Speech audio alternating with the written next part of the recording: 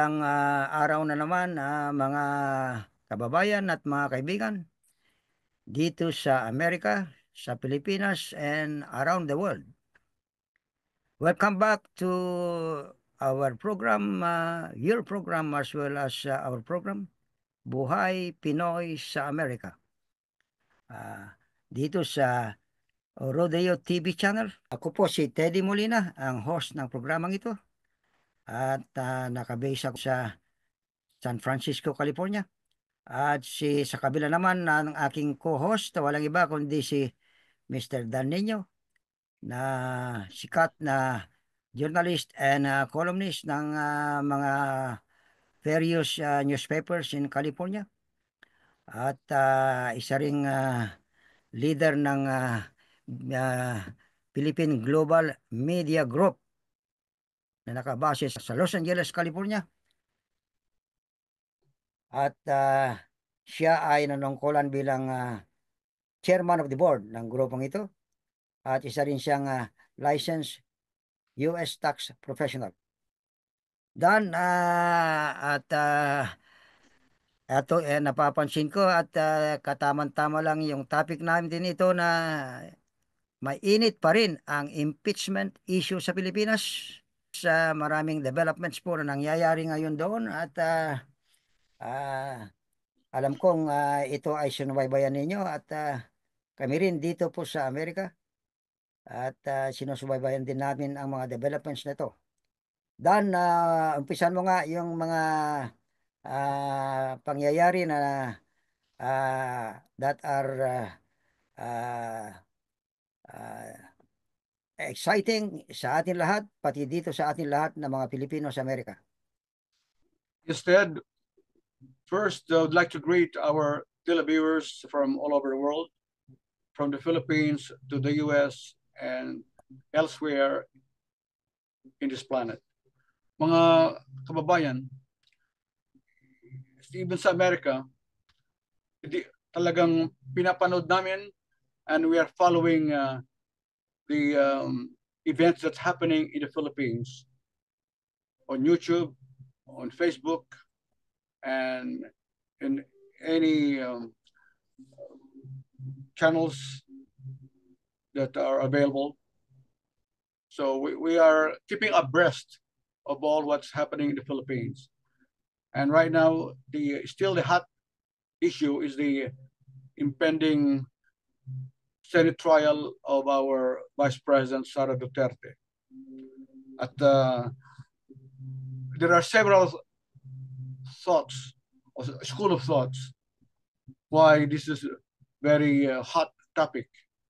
Kasi ang isang school of thought, Teddy, is like according to former Senate President Frank Drilon, na although he's in favor of impeachment, but he said earlier that only the president can call the Senate into session to serve as judges. Pero on the other hand, former Senate President Coco Pimentel has another thought and said that he discussed this with his staff, that we don't need the president to order us to conduct trial. To call a special session. It's up to the Senate leadership to forthwith and without delay conduct trial. So there are schools of thought, and also remember, Ted, you also watched the UP College of Law.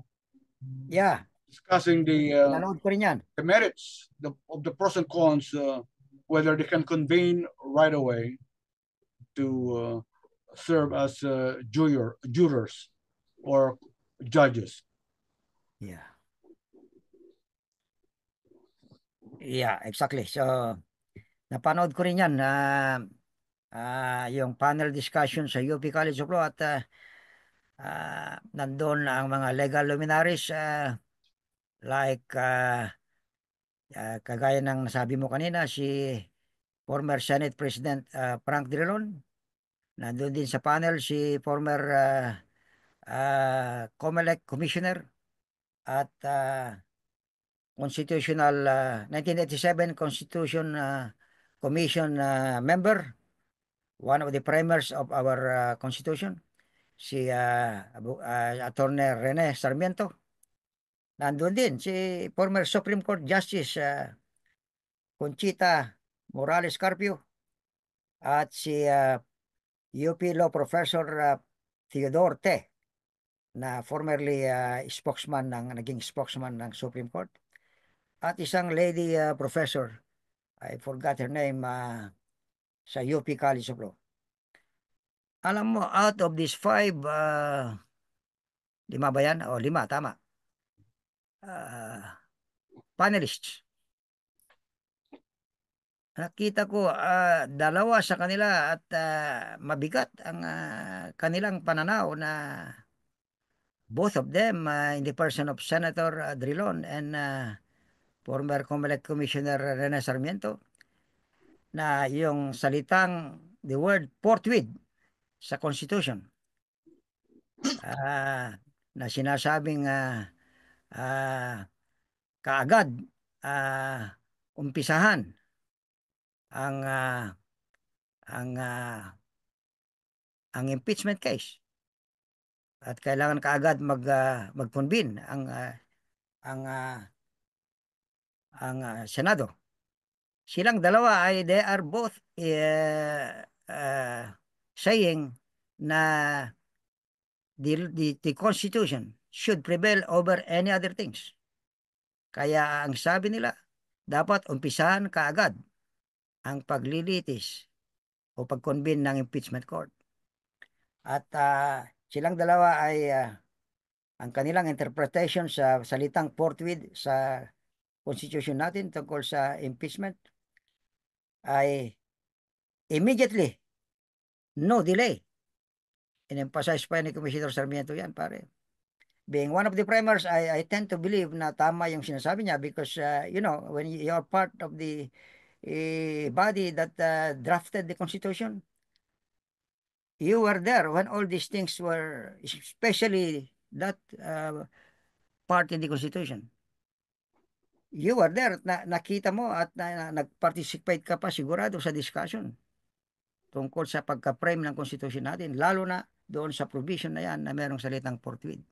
So, yan ay magiging challenge kay Senator Senate President Chis Escudero, dahil hanggang ngayon ay nag-stonewall pa rin siya, and he's sticking to his stand na hindi pwedeng mag-convene ang Senado at as a supreme as an impeachment court while the Senate is in recess. Yeah. At kahit na meron din similar, as you said, si former Senate President din, at Minority Floor Leader ngayon ng Senate, si Coco Pimentel. By the way, napanood mo ba yung press con niya? Nag-press con siya Oh, yes. Oh, yesterday yata. Oh, pero kanina ko lang napanood. But, At sinasabi niya na walang ibang ibig sabihin ng forthwith sa Constitution kung hindi kaagad-agad. Walang delay. Pareha sila ng interpretation ni former Senator Drilon at saka si Commissioner Sarmiento. Ang nagkahibahan lang nila, ang sinasabi ni Senate President Drilon ay kailangan tumawag ng special session si Presidente Marcos para maumpisahan at makonvene ang impeachment court. Si Commissioner Sarmiento naman, ang sabi niya, hindi na kailangan ang pag-call ni Presidente ng special session kasi ang interpretation niya sa forthwith ay hindi na kailangan dadaan pa sa ibang tao ang pag-convene ng Senado an impeachment court. Mismong si Senate President Chis Escudero ang dapat mag-convene kaagad. While I think that thought was shared also by Senator Pimentel, hindi na rin kailangan ang call ni Presidente Marcos for a special session, correct? Or That's kailangan pa rin? correct, Teddy. Yeah, okay. Ang palagay ko rito, Ted, si President Marcos because before, in fact, nakita ko rin yung kanyang press conference, si President Marcos, na iba na ngayon ang hip ng hangin dahil noon wala pang clamor yung mga tao, wala pang uh, mga protest dito, protest doon, at he even cited JPE, Juan Ponce Enrile, to reconsider his stand against impeachment. But now he's ready, but he doesn't want to appear that he doesn't want to show that he is really in favor, but he doesn't have any control now because remember, 75% of the members of Congress signed. Not only 215, there were still additional members of Congress who wanted to impeach President or Vice President Sara Duterte. So, wala na siya magagawa. Ngayon, alam mo Ted, dito sa Amerika, even without the language forthwith, remember nung na-impeach si Trump? Trump. Oh, kagad-agad from the lower house, they marched to the Senate to conduct impeachment proceedings. Sa ating lang saligang batas na mayroong salitang forthwith, kaya we are a unique country, or we have a unique form of government also, although that means pare na talagang ang framers ng 1987 Constitution saw the need to immediately without delay conduct the proceedings once the impeachment complaint is filed in the Senate. Kaya parang emphasis yun sa tingin ko, yung word na yun. And yet, here comes Senator Escudero. He's still sticking to his stand. I don't know the reasoning of Senator Chis Escudero. Sinasabi naman niya na wala siyang pinapaboran, but alam mo, Senator or Senate President Chis Escudero should shine. This is her time to shine, because if he will disregard the clamor and the sentiment of the Philippine people and the public, baka masisira siya. Alam mo, Ted, yung pag sa June 2 pa or sa July na sinasabi niya after the SONA or the presidential report, State of the Nation of BBM, that's already too long at it might simmer down the heat. So it's better that it should be tackled now. They should already convene the Senate, because baka malay mo makakalimutan ng tao kasi we have a short memory sa people. 4 months after the transmittal of the impeachment complaint, ano yan, matatabunan ng overtaken by events. At lalamig na ang issue. That's what you mean. Kaya wala nang patumpik-tumpik. Sinabi rin yung lingwahe ko na wala nang patumpik-tumpik. Yeah, that was Commissioner Sarmiento sa iyo, di ba? Yeah. And I tend to believe him kasi he was present there sa Constitutional Commission when they discussed this provision. I think so, because he was a member of that commission. Then during the discussions, he was once of this provision of the Constitution. He was one of the framers of our Constitution. Sa tingin ko, his opinion holds more weight sa akin. Yeah. Sa kanilang lahat, because he was a part and witness of the drafting of this Constitution. So, of course, he knows whereof he speaks. So, he is a living witness.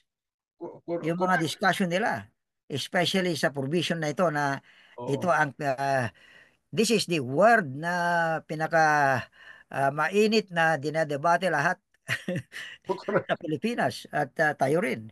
Oo, dito rin sa Forthwith. Amerika.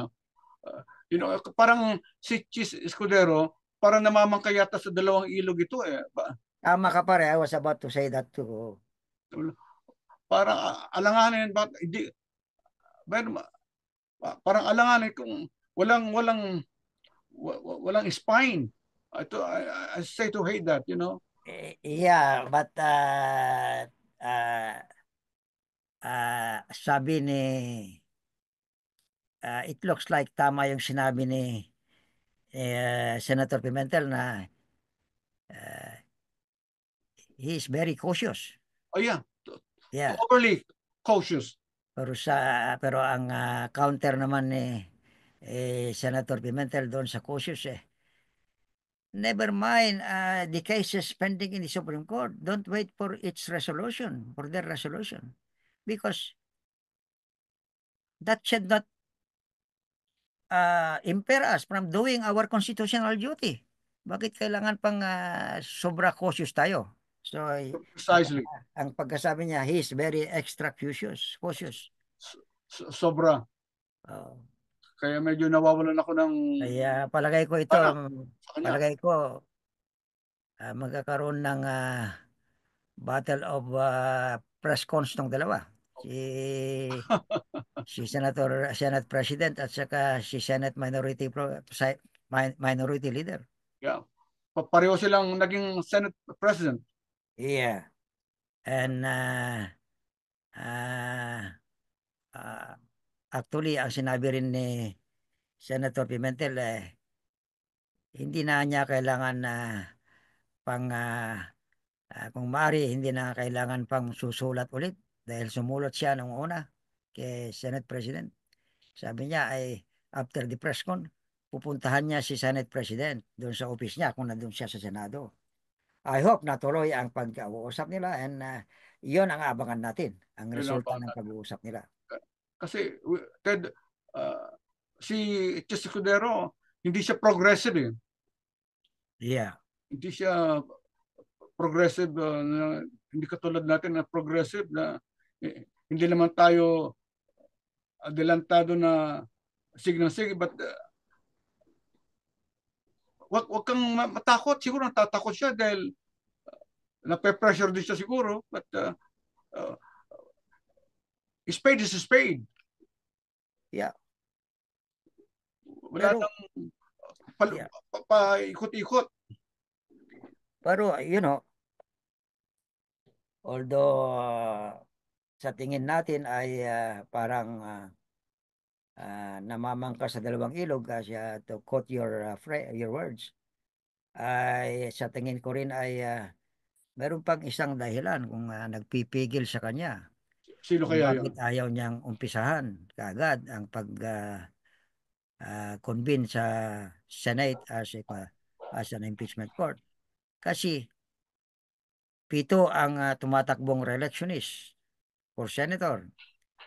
I think these guys kinausap nila si Senate President na kung maaari huwag mo nang bubuksan ang impeachment case sa Senado kasi mako-compromise sila. Ah, They have a vested interest. exactly. Mako-compromise sila na if they make a stand Yeah. during the Senate the trial Mm.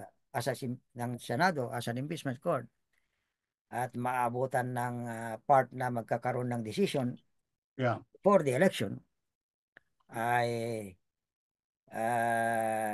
they will compromise the votes. Kasi as we have previously discussed, they are torn between the devil and the deep blue sea, di ba? Yeah. Pag Correct. i-convict nila si Sara, they will lose uh, votes from Votes. Mindanao.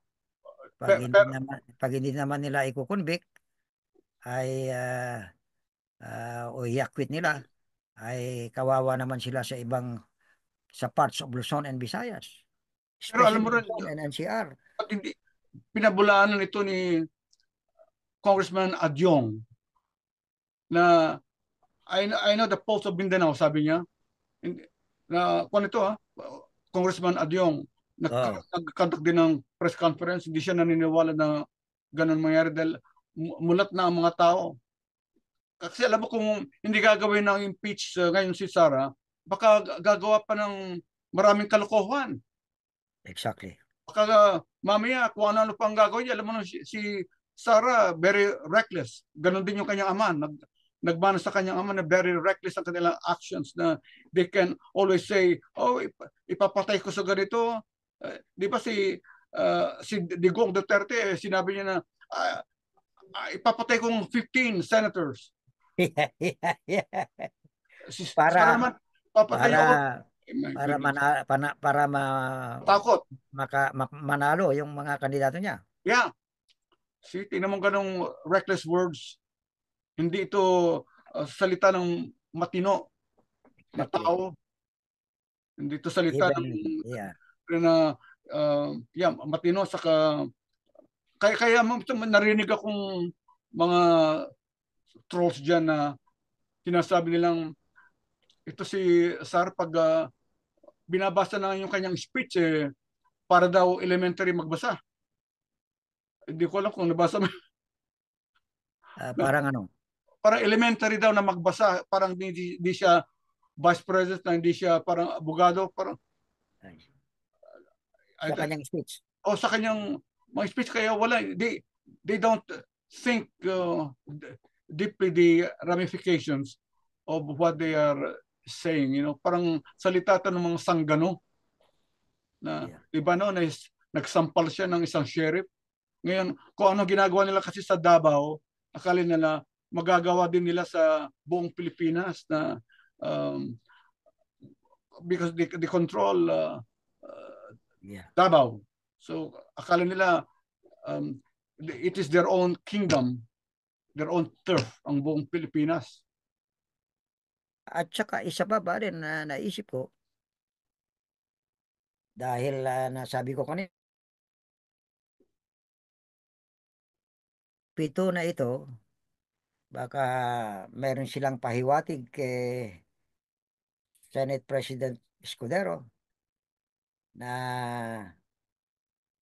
they might, kung pipilitin ni Senate President Escudero na mag, mag-convene as an impeachment court ang kung mag-umpisa na kagad as an impeachment court ang Senado, baka one of them will challenge his leadership of the Senate. Pero Remember, either way, remember, pito sila, pare, and 5 lang ang kailangan nila para ma-unseat si Escudero sa position niya as Senate President.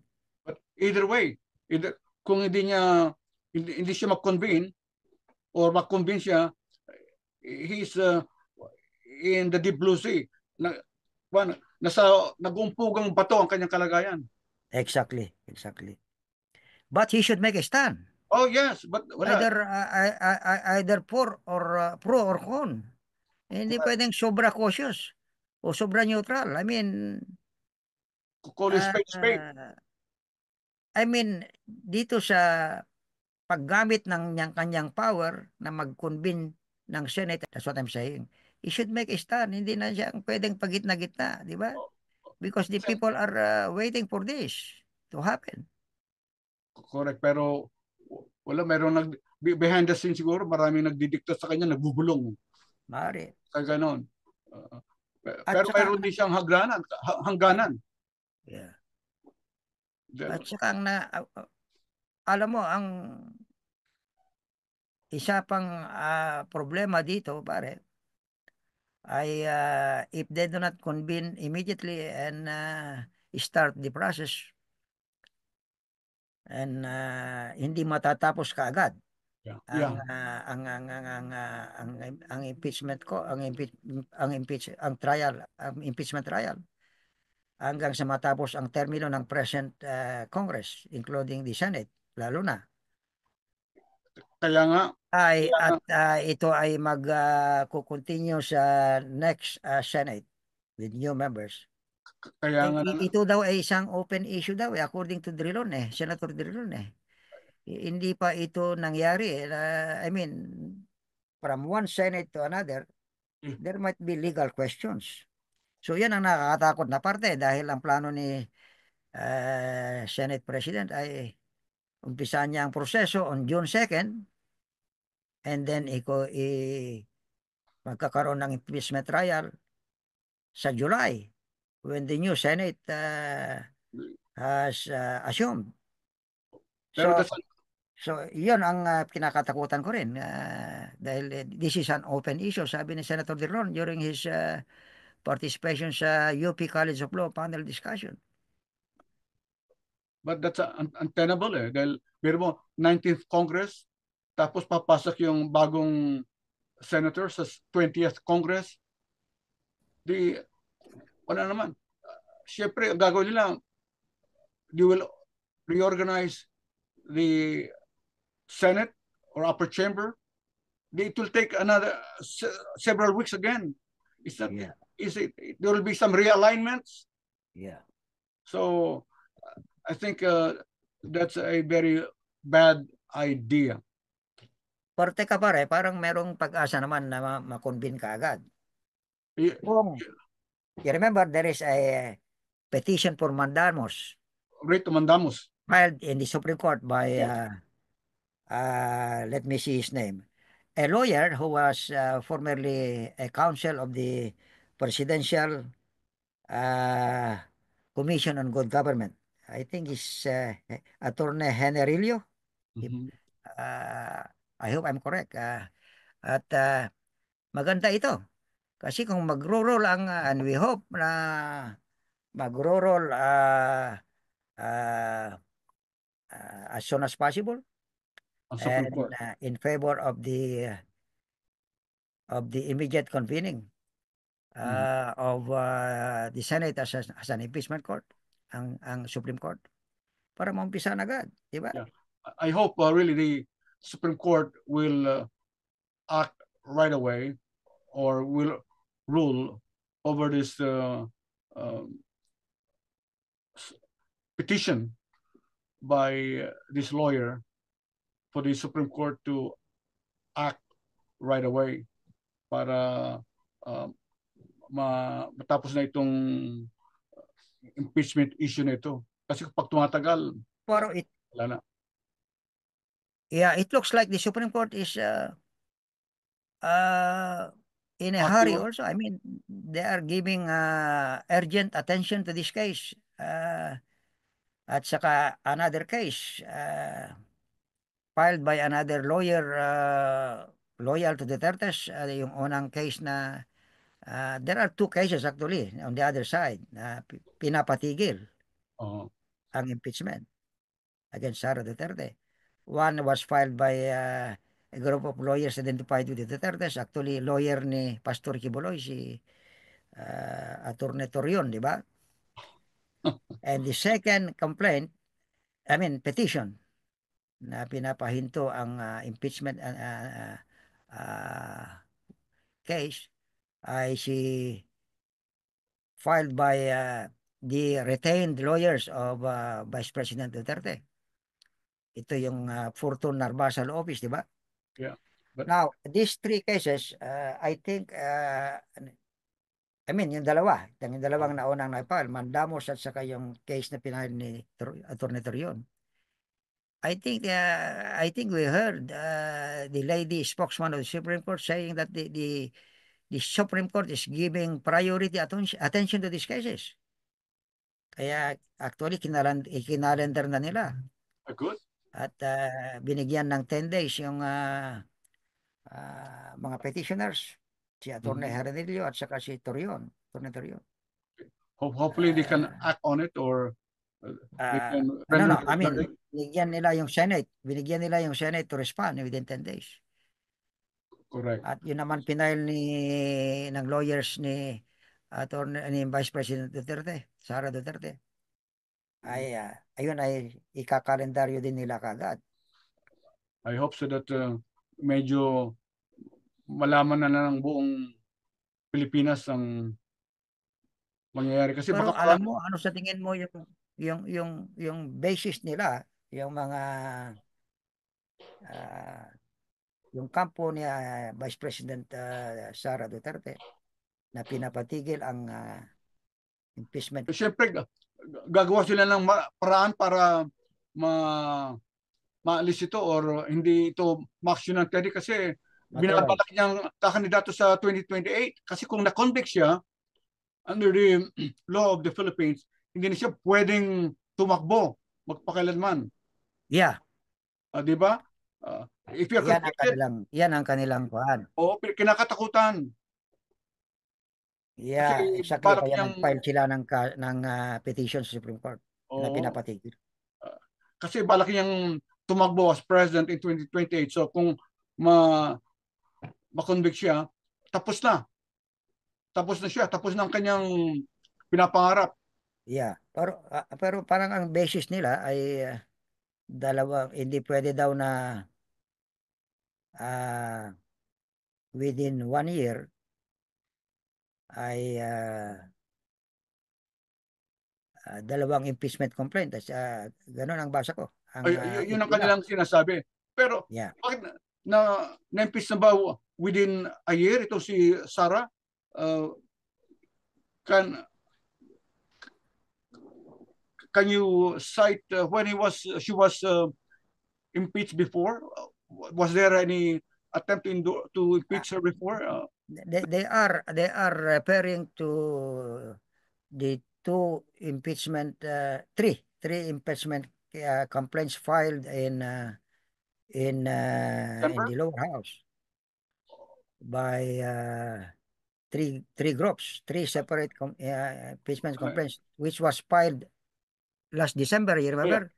And Pero then itong pang-apat, which was filed, I mean, not only filed, was endorsed to the yeah, Senate, itong pang-apat, noong February 5. transmitted to the Iyon Senate. ang iyon ang sinasabi nila sa petition nila. Pero I think that won't hold any water, Teddy, kasi kung sakaling matutuloy sa July or June, still within the 1 year prescription yun. Yeah. So still, uh, if she's convicted within that time frame, then uh, okay pa rin. Kasi within the 1 year uh, cycle prescription, yung 1 year. So we hope that the Supreme Court will resolve all these cases Right as soon away. as possible para uh, wa- uh, we will know whether to proceed with impeachment trial or not, di ba? Yeah, correct. Pero sa tingin ko, mas malamang na paboran nila yung mandamos, sa tingin mo? Yeah, it's a rate of mandamos. Uh, it's a mandated. Yeah, exactly. Mm. Kaya nga, kino-question naman ng mga ibang legal experts Expert. yung basis nila, yung mga abogado ni Vice President Duterte at saka si abogado Attorney Torion, Mhm. yung mga kasama niya, yung dalawang petisyon na yun. Mm. Dahil hindi naman daw dalawa na impeachment complaint ang in-endorse sa Senado. Isa lang, di ba? So lang, yung fourth Oh. complaint. At saka yung tatlong naipila ay hindi naman daw inire-refer sa Committee on Justice sa lower house. Yeah, right. O, di ba? Yeah, right. So therefore, hindi dalawang complaint ang Yeah, correct. Isa. nakapila at nakarating sa Senado. Correct. Yan ang reading ko, pare. Sa Uh-huh. tingin mo, ikaw ay isang political animal. Yeah. Like me. Alam niyo si Dan, mga kaibigan, ay kumuha ng political science sa Ateneo de Manila. At ako rin po, sa awa ng Diyos, kumuha rin ako ng political science sa University of the East. Kaya kami ay interesado sa mga topiko tungkol sa politika. Kaya kung napanood nyo yung mga naunang vlogs namin, tingnan nyo na sa aming channel o Rodoyo TV channel ang aming discussions tungkol sa last presidential election dito sa Amerika. Kasi we should be progressive Marami now. kaming discussion doon. We should be progressive now, Ted. Kasi namulat na tayo eh. Namulat tayo mula nung at tayo estudyante pa hanggang ngayon. Dahil ang gusto lang natin, Ted, is mapaunlad o mapabuti ang ating inang bayang Pilipinas. Exactly. Exactly. Kaya nandito na tayo sa Amerika, we're living comfortably here. But our Exactly. heart and soul still remain in the Philippines because we were born there. So we care still for our beloved homeland, the Philippines. Yeah, exactly. Parehas tayo, pare. Mm. Dito man tayo sa Amerika, nandun ang puso natin sa Correct. Pilipinas. That's correct. That's the country of our birth. So, correct. Kaya So, hindi natin yeah. pwedeng talikuran. Yeah. Sabi nga ni Dr. Jose Rizal, our national hero, ang hindi lumingon sa pinanggalingan ay hindi Makakarating. makakarating sa paruroonan. Okay, tama. Tama yun. Kaya that famous quotation from Jose Rizal is running in our veins, di ba? And I know most, if not all, Filipinos. Yeah. Ang hindi Wherever they marunong are. lumingon sa pinanggalingan ay hindi makakarating sa paroroonan. Yeah. So, anong tingin mo, pare?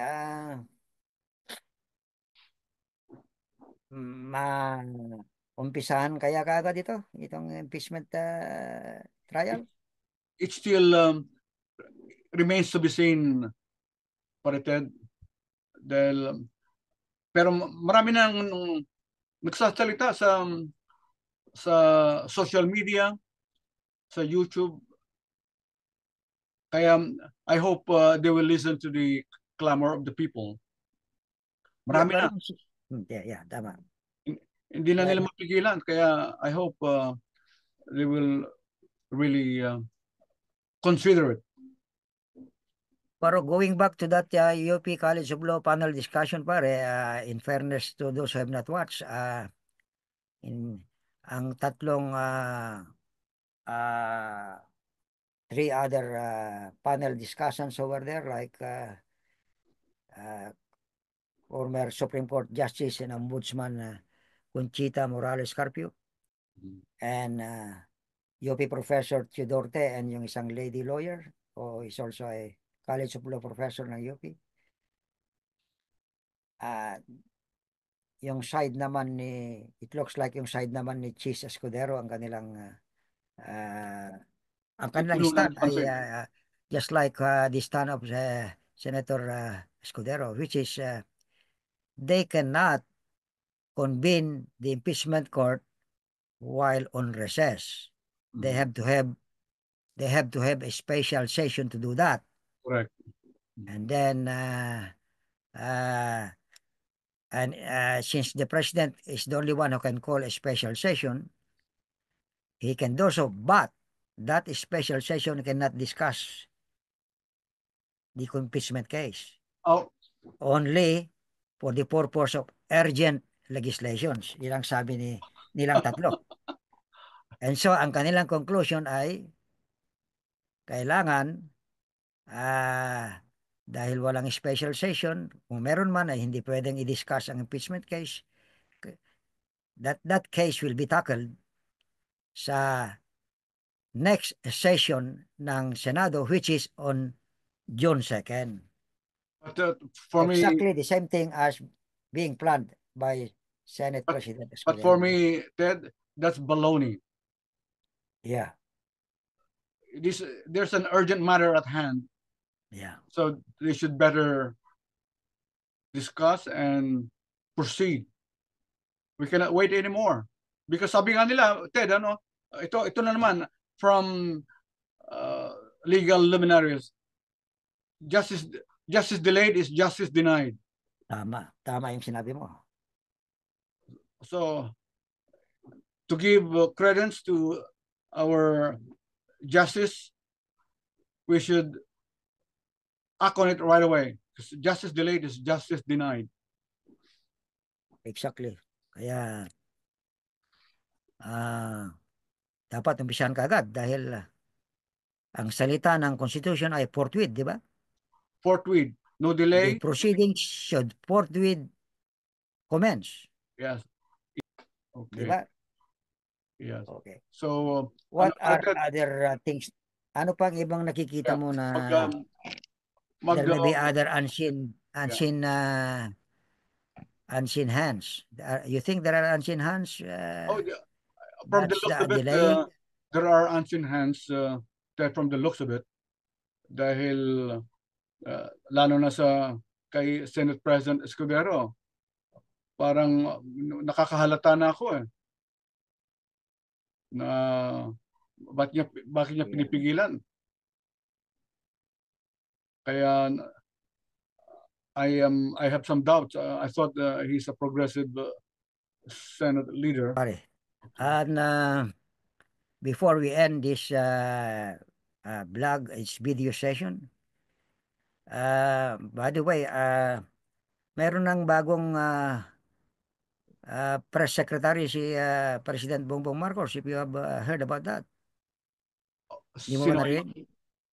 Si Cesar Chavez ay nag-retire, I mean, nag-offer ng resignation niya. Oh, okay. Ah, Parang labor leader ng... ang kanyang dahilan, sa kanyang sariling assessment sa sarili niya, sarili niya. he fell short. I fell short, sabi niya, of my Expectation? expectations. Ganon. It's not the president who fell short, siya daw ang nag-fall short sa kanyang expectations. Si, Which I think is a gallant thing to do for Cesar, and I applaud him for doing that. Kasi remember parang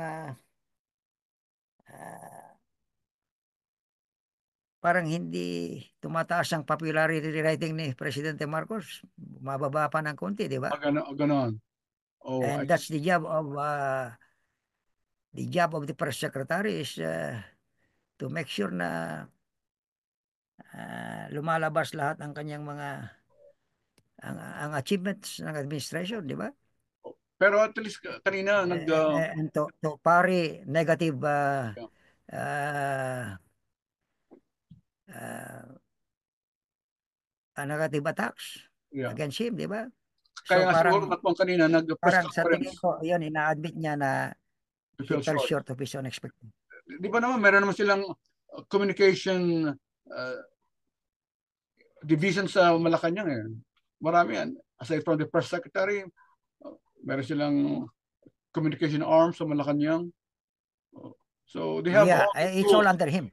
Okay. Yeah, I know. He has all the agencies to, Yeah. I mean, paggalawin lahat dapat yan. Yeah. It looks like, Kung he feels short. hanga din ako sa kaibigan natin si Cesar Chavez dahil alam mo, marami ring qualifications ng taong to. Uh-huh. Marami siyang pinag-aralan at he is a kind of media leader din dahil he is also the vice president of he was before he joined the Marcos government, the vice president of MBC, the one that's running DCRH. Oh, I Diba? see. At marami siya ring credentials, both in and outside of government. Pero, well, he admitted na kinulang ang kanyang pagpupursige to Communicate increase achievements. the popularity of the president. At saka, Pero alam mo, well, Ted, talking about that, nakita ko sa survey na mas according to the survey, marami daw mga kandidato ni BBM ang mananalo sa Senado ngayong eleksyon kaysa sa mga kandidato ng mga Duterte. So I think on the contrary, yeah, I know. Sa survey na, well, meron silang latest na survey. yeah, Yung diniscuss natin nung naunang survey, di ba? Right. I mean, last December survey, but meron silang January 25 to 31 survey Yeah. na yan ang i-discuss natin sa susunod na one of the Right. succeeding vlogs natin. Right. Okay. But hindi masyado naman nagbago doon sa previous survey na diniscuss natin, yung previous video natin ay yung mga 8 or 9 candidates ng administrasyon ay nasa top 12. Yeah. That's Ngayon, another. it's the same thing. 9 na yata ngayon ang Okay. nasa top 12. Okay. Including Amy na dahil nung si Amy nasa Administration alanganin candidate. 12 to 14 yata. Pero she's now number 4 or number 5. But Yeah. mga kabayan, i-analyze namin ni Dan yan sa mga susunod na vlogs namin. So, Stay please tuned. wait for it. Yeah. No, by the way, Dan, as I was saying, nag-resign na si Sir Chavez. Ang pumalit sa kanya, by the way, batang-bata, 50 years old. Sino? Si Jay Ruiz Okay. from si Ilocos Norte. Oh, kababayan. Dati siyang reporter ng ABS-CBN. Okay. Bago, Pwede natin siya. bago nagsara because hindi na renew ang kanilang franchise sa Congress. Oh, At by the way, kilala ko ang tatay niya. okay. Si Atty. Alfonso Ruiz, dating Associate Commissioner ng Bureau of Immigration during the time of President Marcos Sr. Okay. At ilang beses din naging mayor ng Sarat, Ilocos Norte. I see. Kaya Pero wala na tayo doon nung naging active siya sa ABS-CBN, no? Nandito na tayo kaya. yeah, because he's only 50 years old. Yeah. Way younger than us. We hope he can we wish him well and Yeah. luck as he does his job for the Marcos administration, Marcos Jr. administration. All right, magpaalam na tayo pare. Okay, mga kababayan, ako po si Dan Nino, ang partner ko naman si Ted Molina. Nagpapalam uli kami at magpahayag ng aming mga kuro-kuro. So I hope you will support us, you subscribe to our channel, and to write your comments so that we can pursue our video YouTube for the rest of our lives.